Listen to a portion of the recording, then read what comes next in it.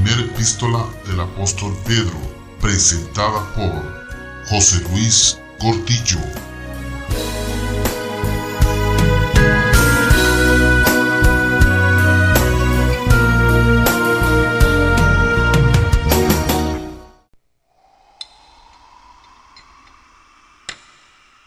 Padre, perdónalos porque no saben lo que hacen.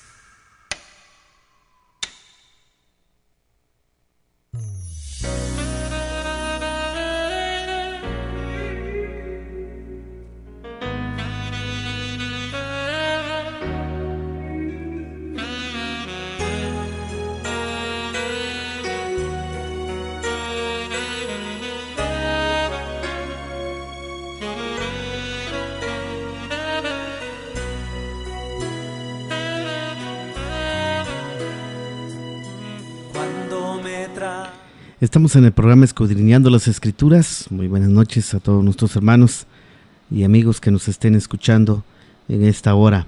Vamos a hablar de un tema que tenemos aquí preparado, titulado El juicio comienza en la casa de Dios.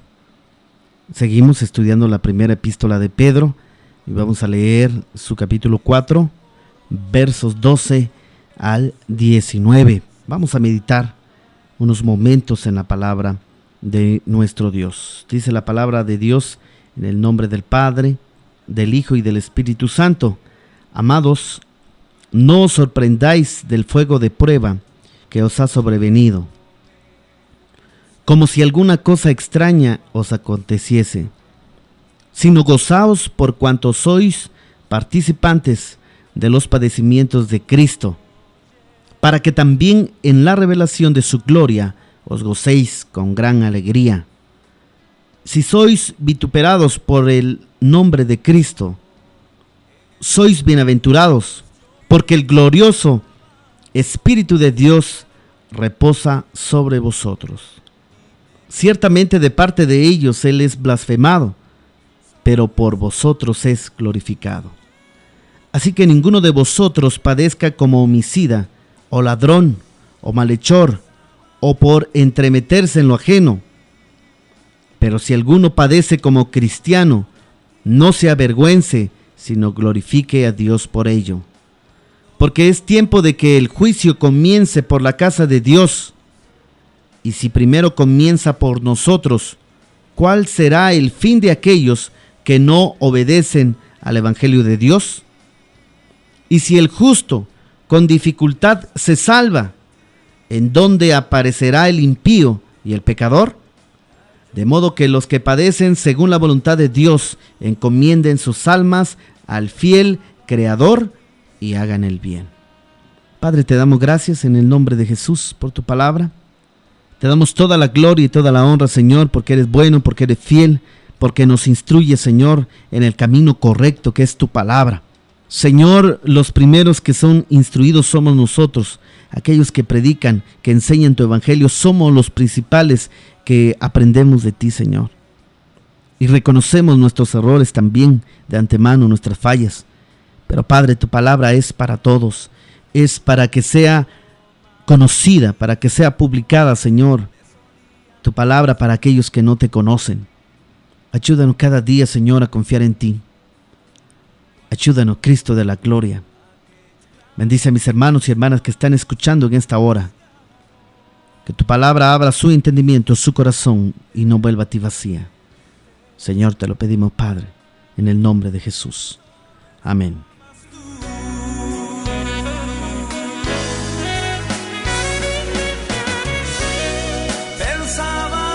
Y bueno, vamos a hablar de este tema. El juicio comienza en la casa de Dios. Es importante, amados hermanos, entender que el Señor, cuando habla de un juicio, está hablando de sacar a flote todos nuestros errores, principalmente los malos. Todo lo que hagamos en secreto tiene que salir a la luz. Por eso cuando cometemos algún pecado, algún error, es necesario confesarlo a Cristo, el Señor, para que nos limpie con su sangre poderosa. Pero todos aquellos que pecan constantemente, esos pecados ocultos que están allí en sus vidas, en sus almas, tarde o temprano va a salir a la luz, va a existir una vergüenza por cuanto no quisieron reconocer sus errores y por cuanto no se arrepintieron. El Señor conoce nuestras vidas. Es cierto, estamos bajo la gracia, pero el Señor quiere que nosotros como cristianos seamos cabeza y no cola. Quiere que el Señor, que seamos nosotros un ejemplo. Entonces el Señor, a través de su palabra, nos dice que el juicio comienza siempre en la casa de Dios. Recordamos en aquellos tiempos de Elí, el sacerdote que estaba en el tabernáculo de Dios, en los tiempos de los jueces, según el primer libro de Samuel. La Biblia enseña que Elí ministraba en el templo, pero resulta que sus hijos, ellos habían cometido muchos errores, cometían pecados.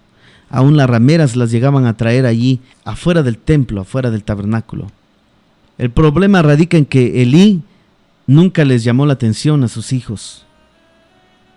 Nunca los reprendió. ¿Y saben qué aconteció con Elí? Que sus 2 hijos murieron. También él murió su nuera. Fue una catástrofe prácticamente. Pero el Señor comenzó el juicio en su casa. No lo hizo fuera. Y la palabra de Dios dice que Elí ya no tuvo ningún descendiente para que pudiera ser sacerdote en la casa de Jehová. Por eso Dios levantó de una manera poderosa a Samuel. Aquella mujer, Ana, que llegó a orar y a llorar y a clamar por un hijo. Le dijo: Señor, si tú me das un hijo, yo lo voy a destetar, lo voy a traer a ti para que te sirva toda su vida. La Biblia dice que a los 3 años lo destetó y lo entregó para que sirviera a Dios. Elí pensaba que sus hijos iban a gobernar, que iban a quedar en la casa de Dios. Es Dios quien da los ministerios. Dios tenía un propósito con Samuel. Y Dios levantó de una gran manera, una manera poderosa a Samuel. Porque Samuel, desde muy niño, fue llamado por Dios. El Señor lo llamaba y le decía a Samuel. Y le decía en una ocasión: Elí, ¿tú me llamaste? Elí, no te he llamado. Hasta la tercera vez le dijo: si Dios te llama, ve y habla con él. Qué tremenda revelación saber que Dios bajó ahí en el lugar santísimo para hablar con Samuel, para levantarlo con un ministerio poderoso, para que fuera juez de Israel, no solamente sacerdote, también profeta de Dios. Pero los hijos de Elí quedaron en el olvido. Allí comenzó el juicio de Dios. El apóstol Pedro dice que comienza en la casa de Dios. Y nos da una esperanza, porque dice: si comienza en la casa, ¿qué pasará con aquellos que son impíos? Con aquellos que son pecadores. ¿Cómo van a terminar en sus vidas? Si nosotros somos reprendidos por estar haciendo algo malo, y con justa razón, porque hemos fallado, porque hemos pecado quizás, imagínense aquellos que no conocen a Cristo, aquellos que han escuchado la palabra, pero no han querido aceptar. Si para nosotros hay un severo castigo, un juicio en la carne, un juicio aquí en la tierra, el Señor empieza a limpiar su casa. Imagínense cuando estemos con Él. Sabemos que el juicio comienza en la casa de Dios.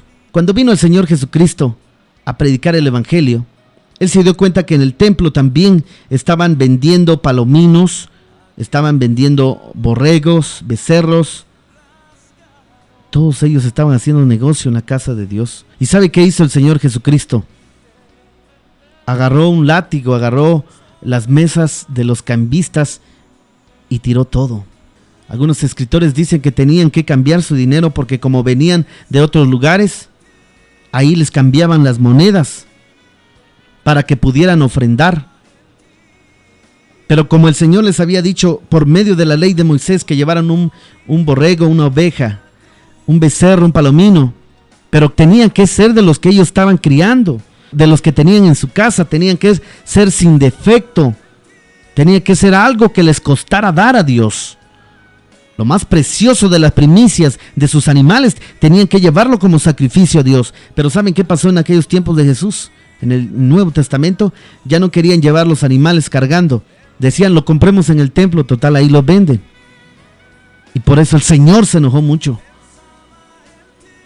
Porque Él dijo, cueva de ladrones han vuelto a mi casa. El celo de tu casa me consume, dice el Señor Jesús. El Señor es celoso de su casa. Porque habían cambiado todo lo que Dios había establecido. El juicio de Dios comienza en la casa de Dios. Comienza en su casa, el Señor lo demostró. Y Él dejó dicho, mi casa la han convertido en cueva de ladrones. Cuando mi casa es casa de oración para las naciones. Así está establecido. En el milenio las naciones irán a orar en Israel, en Jerusalén. Las naciones se van a juntar para adorar al Rey de Reyes y Señor de Señores en persona. Pero ellos habían cambiado todo lo que Dios había establecido. Por eso sabemos que el juicio de Dios comienza en la casa. El Señor empieza a enjuiciar en la casa de Dios. Si tú llegas a adorar al Señor, confiesa tus pecados, pero no solamente lo confieses, sino apártate de ellos, para que alcances misericordia de Dios. Pero si tú vas a la iglesia y estás viviendo en pecado, ¿qué puedes esperar de Dios? Debes de tener un temor, debes de temblar delante de la casa de Dios, porque el Espíritu Santo allí está morando. Y si tú estás mal con Él, hay mucha gente que vive en pecado y toma la cena del Señor. Y Pablo dice que están comiendo juicio. Por eso dice Pablo, deben de concientizarse, analizarse. Si estás en pecado, es mejor que no pases. Hay pecados ocultos todavía. Usted va a adorar al Señor, usted va a alabarle, pero solamente Dios sabe. Usted y Él sabe lo que hay en su corazón. Esa suciedad Dios lo quiere limpiar. Pero usted debe dejarse, apártese de su pecado, antes que llegue el juicio a su casa. Es importante que tome atención en la palabra de Dios. El Señor comienza ese juicio para demostrar quiénes son los verdaderos cristianos y quiénes no lo son. La Biblia dice que por su fruto lo conoceréis. Hay tantos ejemplos bíblicos donde Dios hizo un juicio a su pueblo, a su casa. Recordamos la vida de Acán. Él había robado y lo fue a guardar en su tienda. Encontró piedras preciosas, oro, un manto. Y le dijo el Señor, destruyan todo lo que encuentren. Pero él codició con su alma, con su corazón. Y por eso es que perdieron la batalla.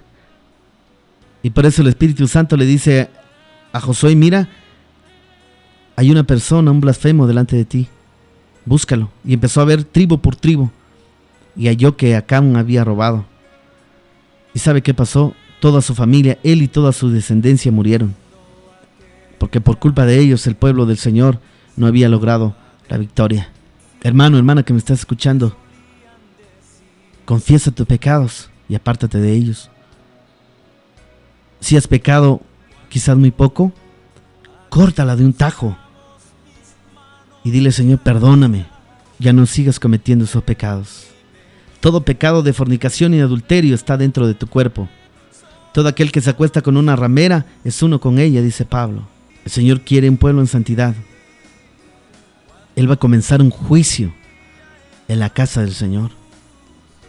Estemos preparados, porque el apóstol Pedro dice que si somos vituperados por el precioso nombre de Cristo, que somos bienaventurados.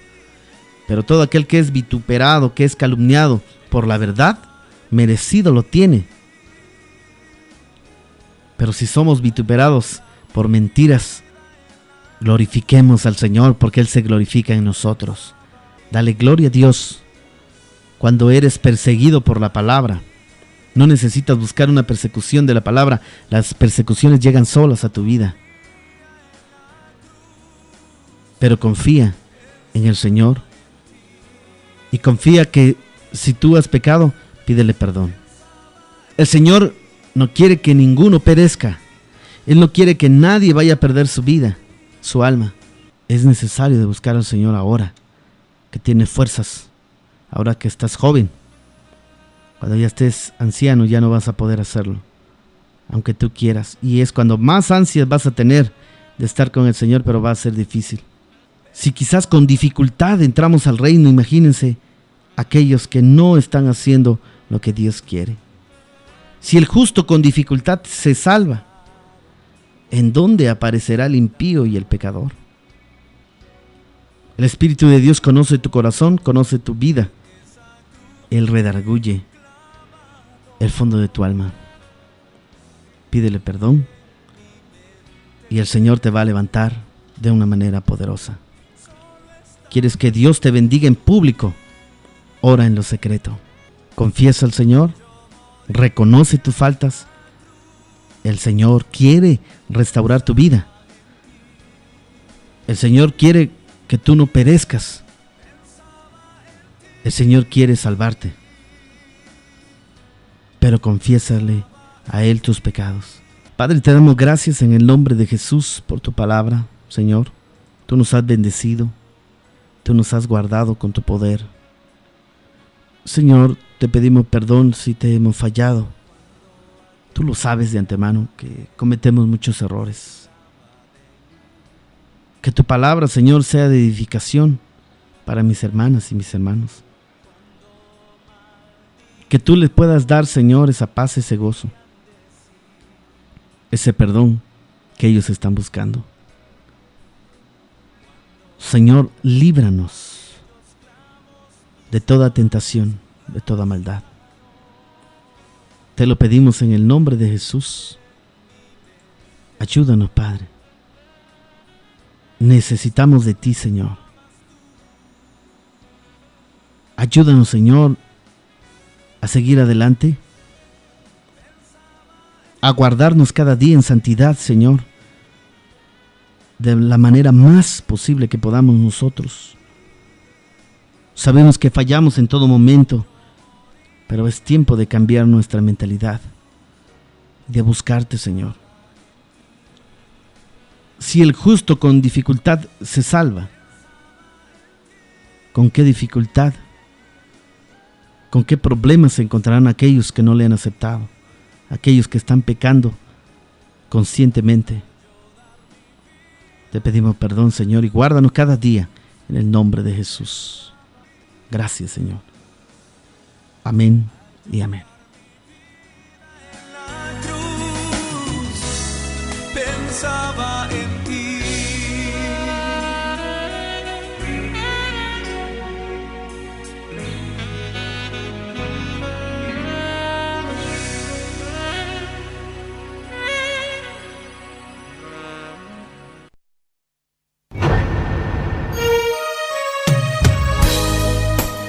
Esto fue la primera epístola del apóstol Pedro, presentada por José Luis Cortillo. Gracias por tu atención. Dios te bendiga.